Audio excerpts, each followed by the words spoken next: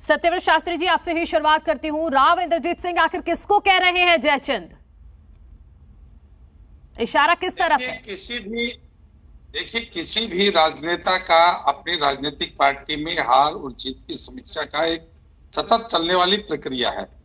और निश्चित रूप से रेवाड़ी, महेंद्रगढ़ और गुड़गांव में हमने पिछले सत्र की बजाय इस सत्र में एक एक सीटें हारी। और हार के ऊपर चिंतन करना कोई बड़ी बात नहीं है, करते भी रहते हैं, बातचीत होती रहती है। शब्दों का ढेर कोई किसी भाषा में बोलता है, कोई किसी भाषा में बोलता है, लेकिन इस बात को यह समझना चाहिए कि हार के प्रति उनके मन में जो टीस है वो पार्टी के प्रति टीस है कि पार्टी जो अब बैसाखियों के सहारे उसको जीना पड़ा। यदि ये 3 सीटें और आसपास की कुछ सीटें बढ़ती तो भारतीय जनता पार्टी अपने आप में फुल फ्लेज सरकार जो पीछे थी वो बनती। लेकिन किन्हीं कारणों से यदि सरकार की पार्टी की कुछ सीटें हारी हैं तो उसके प्रति वो शब्द क्या प्रयोग कर रहे वो एक अलग बात है, लेकिन किसी न किसी कारणों से जो हार होती है उसकी समीक्षा होती है। राव इंद्रजीत सिंह जी इस इलाके के कद्दावर नेता है। भारतीय जनता पार्टी में आने के बाद भारतीय जनता पार्टी ने जो सरकार बनाई उस सरकार के कामों को देखकर आज जनता 100% अपने आप को सुरक्षित महसूस करती है कि वर्षों से जो पिछड़े वर्ग का तबका इस इलाके को लगा हुआ था। वैसे आप लोगों का ये दिया हुआ शब्द है अहिरवाल या दक्षिण हरियाणा, लेकिन मैं इसको मानता हूं कि यह अहिरवाल क्षेत्र है। जहां की राजनीति की बात चर्चा कर रहे हैं तो इसको भी थोड़ा सा सांस्कृतिक शब्द है, इसको भी हमें सोचना चाहिए। वर्षों से इस एरिया को अहिरवाल एरिया कहते हैं, अहिरवाल क्षेत्र कहते हैं।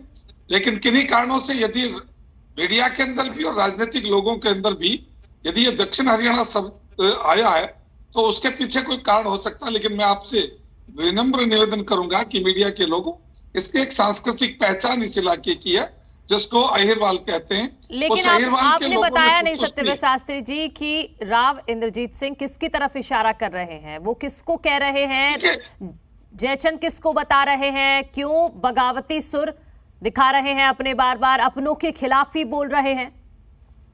नहीं, ये अपने खिलाफ की बात नहीं है। ऐसा तो आप 14 से 19 के बीच में भी देखेंगे, कई बार कामों को लेकर, कार्य पद्धति को लेकर उनकी अपनी बातें होती रहती थी और उसके बाद में जब वो कोई आपस की अंडरस्टैंडिंग की कमी रहती थी तो बैठते थे तो सब बातें ठीक हो जाती। अभी भी किसकी ओर इशारा है वो तो वही बता पाएंगे क्योंकि शब्द उनके हैं और वक्तव्य भी उनका है। लेकिन मैं एक बात मान के चलता हूं कि भारतीय जनता पार्टी की सरकार में यदि राव इंद्रजीत सिंह की हिस्सेदारी, उस इलाके की हिस्सेदारी रही है तो उससे इस इलाके को बेहतरीन लाभ मिला है।